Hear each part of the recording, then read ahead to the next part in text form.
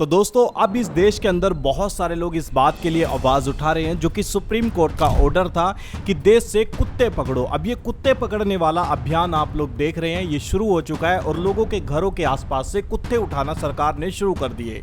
अब ये इन कुत्तों को उठाकर एक कमरे के अंदर यानी एक केज के अंदर बंद कर दिया जाएगा। वहीं पर सरकार कहती है हम इनको खाना पीना देंगे, वहीं पर इनको रखा जाएगा। मगर मैं आप लोगों को एक बात पूछना चाहता हूं कि दिल्ली के अंदर लगभग 3 लाख से भी ज्यादा आवारा कुत्ते हैं जो कि सड़कों पर रहते हैं। तो दोस्तों उनको जब ये सरकार पकड़कर लेकर जाएगी, एक केज के अंदर बंद कर देगी, क्या सरकार इन कुत्तों को पोषण कर सकेगी, इन कुत्तों को वहां पर पाल सकेगी? क्योंकि आप लोग जानते हैं लगभग 3 लाख कुत्ते अगर होंगे तो दोस्तों उनको करोड़ों रुपए का खर्चा सरकार का होने वाला है। कोर्ट ने आदेश दिया है कि दिल्ली, नोएडा, गाजियाबाद, गुरुग्राम और फरीदाबाद जैसे इलाकों से सभी आवारा कुत्तों को हटाकर शेल्टर होम्स में शिफ्ट किया जाए। इस पर एमसीडी यानी दिल्ली नगर निगम ने भी तैयारी शुरू कर दी है। लेकिन असली मुश्किल है पैसे की। कहां से आएगा पैसा? दिल्ली में इस वक्त करीब 10 लाख आवारा कुत्ते हैं। इन सभी को अगर शेल्टर होम्स में रखने की योजना बनाई जाए तो इसका खर्च करीब रोजाना 11 करोड़ रुपए आ सकता है।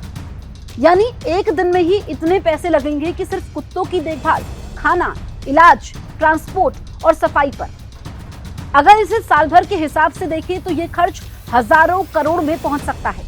और इस देश के अंदर बहुत सारे ऐसे लोग भी हैं जो कि भूखमरी के शिकार हैं। अब कुछ कुत्ते जो कि लोगों के घरों से खा रहे थे, लोग उनको खाना डालते थे, और बहुत सारे ऐसे लोग हैं जो कि सड़कों पर निकलते हैं इन कुत्तों को खाना खिलाने के लिए। अब जो काम इतने सारे लोग कर रहे थे, सरकार का इसमें 1 रुपया भी नहीं खर्च हो रहा था। मगर यहाँ पर एक मेनका गांधी है, आप लोग इनको जरूर जानते होंगे, बीजेपी की ही लीडर है। तो दोस्तों ये भी इस चीज के ऊपर आवाज उठा रही है। इनका ये कहना है कि जिस तरीके से सरकार इन कुत्तों को पकड़कर बंद कर लेगी तो इनका खर्चा इनसे भी नहीं उठाया जाएगा। एक बार आप लोग इस वाली वीडियो को देख लीजिए, उसके बाद हम बात करते हैं। अगर आपने गलती से अगर बना भी लिए तो ये बताइए कि आप 5 करोड़ रुपए हफ्ते खर्चा करने के लिए तैयार हैं कुत्तों को खिलाने के लिए हर हफ्ते?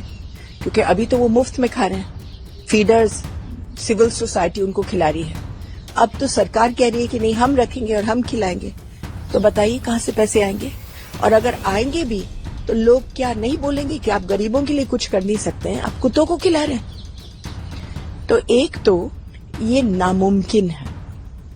दूसरा, अगर मान लो कोई जादू से हो भी गया तो फिर क्या होगा?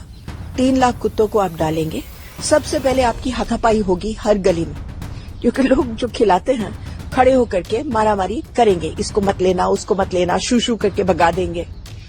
आपका एक दिन जाएगा एक कुत्ते उठाने में। तो दोस्तों अब आप लोगों ने मेनका गांधी की इस वीडियो को देखा। यहाँ पर इनका भी कहना यह है कि जिस तरीके से लोगों के घरों के आसपास से कुत्तों को उठाया जाएगा, उसके बाद बंद कराया जाएगा, तो सरकार के लिए भी ये बहुत बड़ी चुनौती हो सकती है। क्योंकि जब उन कुत्तों को पकड़ने के लिए वहां पर जाएंगे लोग, तो दोस्तों उन कुत्तों के आसपास रहने वाले लोग उनसे लड़ेंगे कि इनको ना पकड़ो। तो दोस्तों वहां पर बहुत समय सरकार का भी खराब होगा। और 3 लाख से भी ज्यादा जबकि कुत्तों की संख्या बताई जा रही है कि दिल्ली के अंदर है, तो दोस्तों 3 लाख से ज्यादा कुत्तों को जब पकड़कर सरकार लेकर जाएगी तो क्या सरकार इनको अच्छे से खाना पीना खिला सकती है? और इस तरीके से क्या रेबीज को कंट्रोल किया जा सकता है? अब बहुत सारे लोग इसके ऊपर भी आवाज उठा रहे हैं कि रेबीज को कभी भी इस तरीके से कंट्रोल नहीं किया जा सकता। जगह जगह से बहुत सारे एक्सपर्ट के यही कहने हैं कि इस तरीके से कभी भी कुत्तों को पकड़कर इस तरीके से रोककर इनके रेबीज को कंट्रोल नहीं किया जा सकता। और इसी तरीके से बहुत सारे कुत्तों के ऊपर जो सवाल उठा है, दिल्ली के अंदर हड़कंप मच चुका है। बहुत सारे लोगों ने आवाज उठाना शुरू कर दिया और जो लोग कुत्तों को घरों के बाहर खाना खिलाने जाते थे, सड़कों के ऊपर खाना खिलाने के लिए जाते थे, तो दोस्तों उनकी सोसाइटी, उनके लोग, तो दोस्तों वो भी सड़कों के ऊपर निकल चुके हैं। और अब देखना ये होगा कि जिस तरीके से राहुल गांधी का जो मुद्दा था वोट बचाओ और देश बचाओ, और उसी तरीके से ये मुद्दा भी आप लोग देख रहे हैं कि एक तरफ लोग कुत्तों को बचाने के लिए निकले हैं और दूसरी तरफ एक हथनी है। तो दोस्तों उसको लेकर भी बहुत सारे लोग अब सवाल उठा रहे हैं। आप लोग इन सारी बातों को देखकर क्या कहेंगे कि जिस तरीके से रेबीज को कंट्रोल किया जा रहा है, कैसे होगा या फिर नहीं? आप मुझे कमेंट बॉक्स में बताइए। और दोस्तों इस वीडियो को लाइक और चैनल को सब्सक्राइब जरूर करें। मिलते हैं हम किसी नेक्स्ट वीडियो के अंदर।